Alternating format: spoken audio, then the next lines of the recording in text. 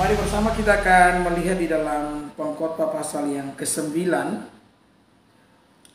Pengkhotbah pasal yang ke-9 di ayat yang ke-10, firman Tuhan.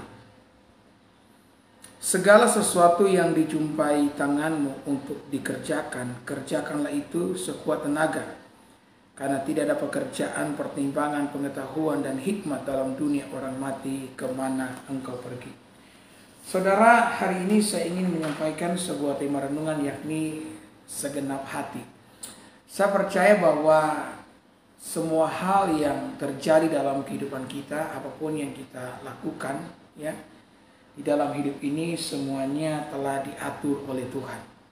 Tidak ada yang dapat kita kerjakan tanpa pengaturan daripada Allah. Semua hal yang terjadi bahkan telah diizinkan Tuhan terlebih dahulu untuk dialami oleh setiap kita. Maka ketika kita mengerjakan sesuatu besar kecilnya itu, kita perlu melakukannya dengan segenap hati kita.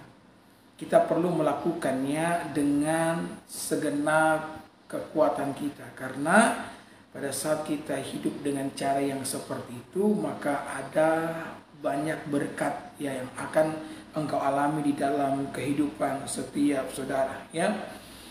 Alasan yang paling utama kenapa kita perlu mengerjakan segala sesuatu dengan segenap hati, karena Alkitab mengatakan bahwa apa yang kita kerjakan itu juga untuk Tuhan.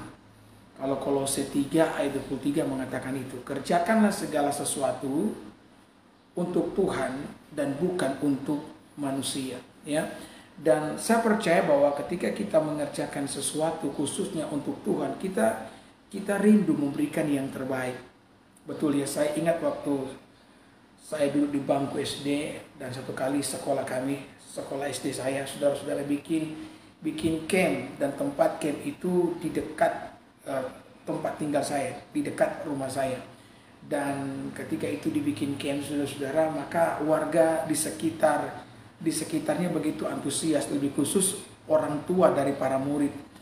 Maka orang tua itu berbondong-bondong, saudara-saudara, untuk memberikan yang terbaik, bahkan tanpa diminta oleh pihak sekolah. Orang tua mengantarkan bahan makanan, mengantarkan segala sesuatu yang diperlukan di dalam perkemahan tersebut. Dan saya melihat bahwa orang tua itu begitu senang ketika melihat guru-guru, khususnya kepala sekolah, yang senang dengan apa yang dilakukan oleh orang tua murid membantu perkemahan tersebut. Nah, saudara, kalau perbuatan kita kepada manusia kita lakukan dengan segenap hati dan kita senang apabila mereka senang, ya, maka tentu saja kalau bicara soal Tuhan, saya yakin kita rindu juga memberikan yang terbaik, karena ada sebuah kepuasan dalam hati kita apabila kita melihat Tuhan tersenyum dengan semua pemberian atau dengan semua yang kita lakukan di hadapannya. Waktu kecil juga saya suka sekali kalau mama saya selesai masak begitu, dia suka masak yang banyak di hari Sabtu biasanya atau di hari Minggu, dan dengan sebuah tujuan kalau dia masak banyak begitu, dia suka untuk memberi, ya, sebagian masakannya kepada tetangga. Nah, dan saya paling suka kalau disuruh mama nih mengantarkan semangkuk ikan, ya, biasanya dibikin itu ikan RW, saudara, ya, di hari Minggu pagi, ya. Bapak saya suka sekali makan ikan itu. Jadi ikan RW ditaruh di mangkuk mau dibagi ke tetangga. Saya senang sekali ketika saya sampai ke rumah tetangga dan menyerahkan, ya, semangkuk ikan tersebut, dan tetangga dengan senyum berkata, "Terima kasih banyak ya." Ya, saya merasa puas, saudara. Nah, kalau manusia saja yang berterima kasih dengan perbuatan baik kita, dari wajah mereka terpancar ucapan syukur, kita bisa bahagia melihat itu. Nah, saya percaya lebih lagi dengan Tuhan. Saya percaya engkau pasti memiliki hati untuk menyukakan Tuhan melalui apa yang engkau lakukan. Maka apapun yang ada di tanganmu, apapun yang ada di hadapanmu, kata Alkitab, kerjakanlah itu dengan segenap hati, dengan segenap kekuatan saudara, karena engkau melakukannya bukan untuk manusia, melainkan untuk Allah itu sendiri. Engkau mungkin berkata, "Tapi Bapak Pendeta, saya tidak mengerti, memahami apa yang terjadi di lingkungan pekerjaan saya atau di perusahaan di mana saya bekerja. Saya memiliki bos yang tidak baik, pendeta." Saudara, dengarkan saya, ya. Kita perlu belajar untuk mencintai pekerjaan kita di perusahaan dimanapun engkau berada. Kalau engkau tidak mencintai pekerjaanmu, engkau tidak boleh membenci. Kenapa? Karena ketika engkau membenci pekerjaanmu, lebih baik engkau berhenti. Kenapa? Karena ketika engkau membenci pekerjaanmu, maka engkau akan mulai mengkeluhkan, engkau mulai akan menjelek-jelekan pemimpin perusahaan dan perusahaan tersebut. Kita itu tidak bisa beludah di sumur di mana kita minum. Ya. Sikap negatif tersebut hanya akan memperburuk keadaan hati kita, keadaan jiwa kita. Maka saudara-saudaraku yang diberkati oleh Tuhan, engkau hanya punya dua pilihan. Kalau engkau memang tidak suka dengan pekerjaannya, oke, resign sekarang juga. Ya, tapi kalau engkau tidak bisa untuk berhenti, maka engkau perlu belajar mencintai pekerjaanmu. Karena ada orang ketika dia bekerja, dia terus mengeluh, tapi yang anehnya orang tersebut tidak pernah resign.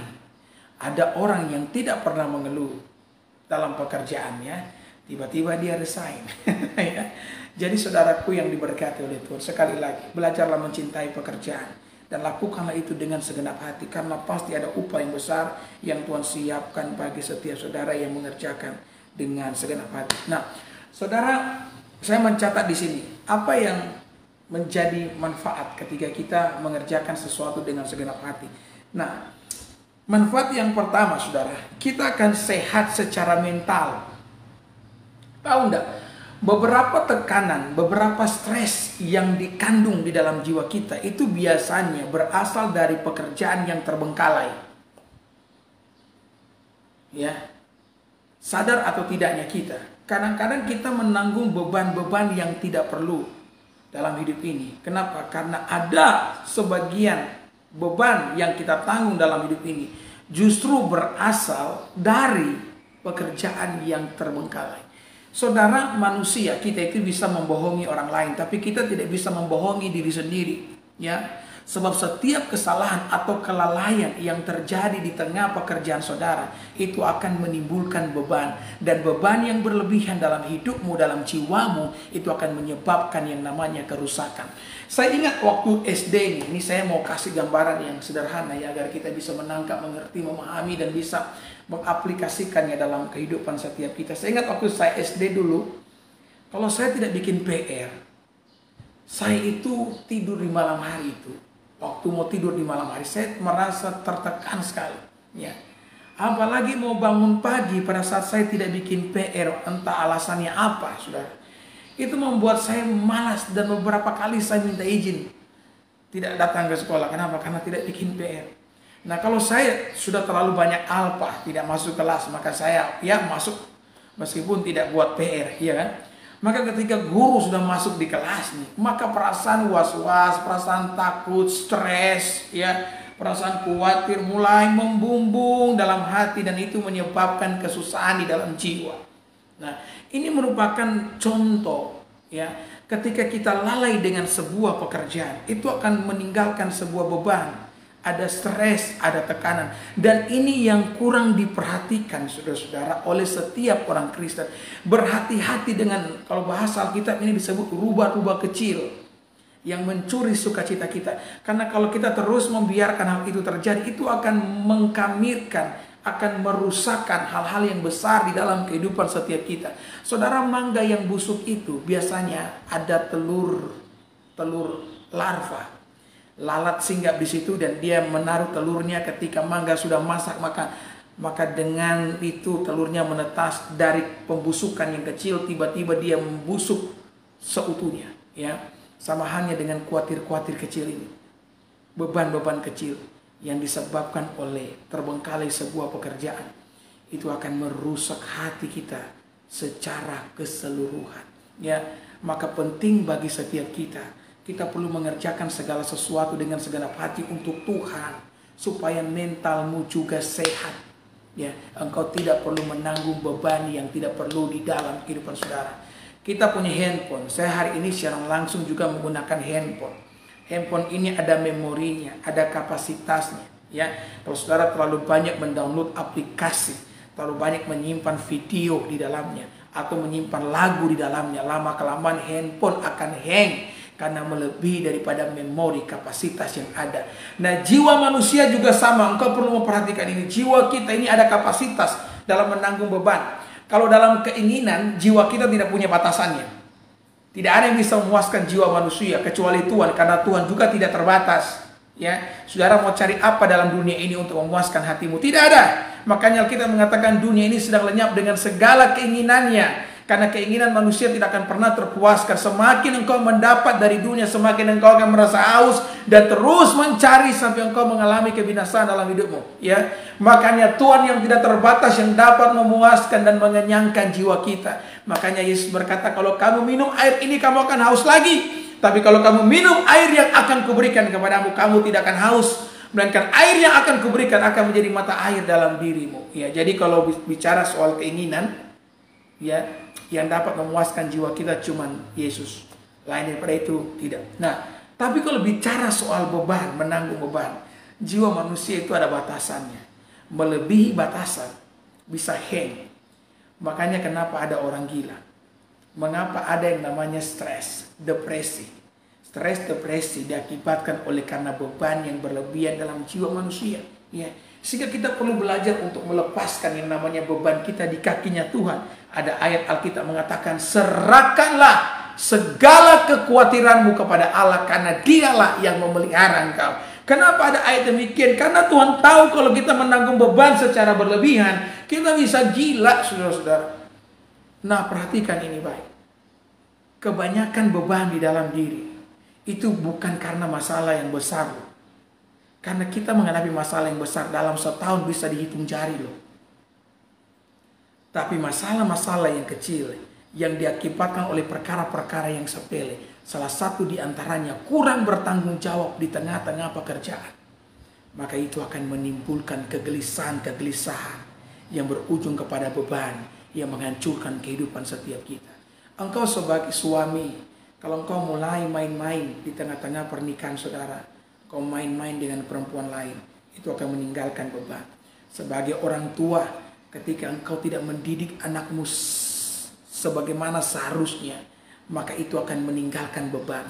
Kalau engkau, saudara-saudara, menggunakan uangmu, perhatikan ini, dengan tidak berhikmat, ya, padahal engkau mencarinya dengan susah payah, tapi engkau menggunakannya semaumu, maka itu akan meninggalkan beban di dalam hati saudara. Dan engkau tahu itu, engkau bisa membohongi orang lain, tapi engkau tidak bisa membohongi dirimu sendiri. Kalau engkau terus membiarkan hal itu berangsur-angsur dalam kehidupan saudara, ya, sedikit demi sedikit lama-lama jadi bukit. Ya, dan engkau pun akan tenggelam dengan beban yang sebenarnya tidak perlu terjadi dalam kehidupan saudara. Maka pada hari ini kita dikasih tahu oleh firman Tuhan, ya, Alkitab mengatakan, kerjakanlah, ya, segala sesuatu dengan segenap hatimu, ya, dengan segenap kekuatanmu, dengan segenap ya, apa yang kau berikan kepadamu, maka engkau tidak perlu menanggung sesuatu yang tidak perlu dalam kehidupan ini. Saudara, saya mau tutup dengan ini, ya. Saya tambah satu analogi lagi. Iblis itu dia bekerja melalui rasa bersalah. Ya. Melalui rasa bersalah dia bekerja dalam kehidupan saya dan saudara. Dan ini perlu diperhatikan, ya. Kadang-kadang kan kalau kita terbengkalai sesuatu dalam segala hal, bukan cuma pekerjaan, saya singgung tadi, bahkan soal pemakaian uang yang tidak berhikmat, itu akan menimbulkan rasa bersalah. Kalau uang sudah habis, kita kan biasa berpikir begini, aduh seandainya saya tabung, aduh seandainya saya tidak beli itu, seandainya begini, ya. Itu rasa bersalah loh. Maka iblis bekerja dari situ. Rasa bersalah merupakan pijakan iblis dalam jiwa manusia. Dia mendapatkan pijakan pada saat hatimu ada rasa bersalah. Nah, ketika kita terus-menerus membiarkan ini, maka iblis akan menghancurkan hidup saudara. Saya punya satu ayat yang luar biasa, yang akan saya bacakan sebagai ayat penutup kita, ya, di hari ini. Dalam 2 Samuel pasal 11. Haleluya. Saya berharap saudara diberkati, ya, dengan perenungan ini. 2 Samuel pasal 11 ayat 1. 2 Samuel 11 ayat 1, firman Tuhan.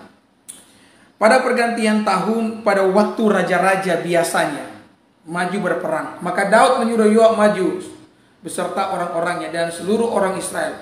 Mereka memusnahkan Bani Amun dan mengepung kota Rabah, sedang Daud sendiri tinggal di Yerusalem. Saudara, ini ayat yang menunjukkan bahwa Daud telah salah di dalam mengambil sebuah keputusan. Alkitab mengatakan pada musim, pada masa di mana raja-raja turun perang. Berarti seharusnya Raja Daud juga turun perang. Betul? Tapi Alkitab mengatakan Daud, kalau terjemahan lain mengatakan tetapi, kalau terjemahan Indonesia bilang sedang. Sedang Daud tinggal di Yerusalem. Terjemahan lain bilang tetapi.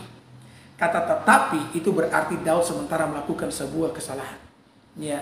Daud seharusnya turun perang. Dia seharusnya mengerjakan tugasnya dengan segenap hati karena itu tugas orang raja. Ya. Tetapi Alkitab mengatakan mungkin karena dia berpikir ketika dia turun perang, dia selalu menang dan tidak perlulah dia turun tangan. Ya. Tanpa dia sadari dia mulai melanggar firman Tuhan. Maka dia menyuruh Yoab untuk pergi. Ya kan, sementara dia sendiri tinggal di soto kerajaan. Ya, menikmati ya masa-masa me time. Ya. Sudah tahu ketika dia jalan-jalan di atas soto, ayat yang kedua Alkitab mengatakan dari atas soto kerajaan istana dia melihat istri Uria sementara mandi. Saya tidak tahu itu model kamar mandi bagaimana kok bisa dilihat dari atas, saudara-saudara. Ya, tetapi dia bisa memperhatikan itu. Uria, istri Uria yang sementara mandi. Dan kita mengatakan Daud jatuh hati. Saudara, saya tahu bahwa dalam hati Daud pasti ada rasa bersalah. Kenapa dia tidak turun perang? Nah, ketika rasa bersalah itu tak dapat diatasi, maka iblis mulai mendapatkan pijakan. Detik iblis mendapatkan pijakan, dia bekerja dengan rasa bersalah kan? Biasanya kita nih kalau sudah salah satu, aduh sudah salah lagi, aduh tidak apa-apa. Walaupun ya salah-salah, so salah, betul nah ya? Maka kita akan mulai kehilangan kendali. Daud pun mulai kehilangan kendali. Rasa bersalah mengerjakan rasa bersalah berikutnya. Ya, makanya kita mengatakan keterbukaan adalah awal pemulihan. Kenapa? Karena keterbukaan memutus rantai rasa bersalah. Karena ketika rasa bersalah tidak diputuskan, maka akan berlanjut dengan rasa bersalah berikutnya. Itu sama seperti bola salju yang bergelinding dari atas bukit. Ya, bolanya tidak terlalu besar kalau berada di atas bukit, tapi ketika dia terus mengelinding sampai ke bawah bukit, itu bisa merubuhkan tembok, saudara-saudara. Maka kita mengatakan Daud menyuruh anak buahnya, ambil wanita itu. Dan wanita itu diambil dan Daud tidur dengan dia. Daud melakukan persinahan, Alkitab mengatakan, dan wanita itu hamil, saudara-saudara. Dan Daud perlu menutupi kesalahannya lagi dengan cara apa? Membunuh suami daripada Betsheba. Meninggal, dia pikir itu selesai. Alkitab mengatakan justru karena satu perbuatan itu, Daud mengalami kesusahan turun-temurun. Anak-anaknya memberontak kepadanya, dan pedang yang memakan darah tidak pernah lalu dari keturunan Raja Daud itu sendiri. Semuanya berawal dari mana? Perkara kecil, tidak segenap hati dalam mengerjakan sesuatu. Maka hari ini setiap saudara yang mendengarkan saya, apapun yang menjadi tanggung jawabmu, sebagai kepala keluarga kah, sebagai ibu rumah tangga kah, sebagai mahasiswa, siswa pun sekalipun, ya, mari kerjakan segala sesuatu dengan segenap tenaga. Supaya apa? Engkau sehat secara mental, ya, dan engkau bisa menuai kebaikan Tuhan di dalam hidup ini.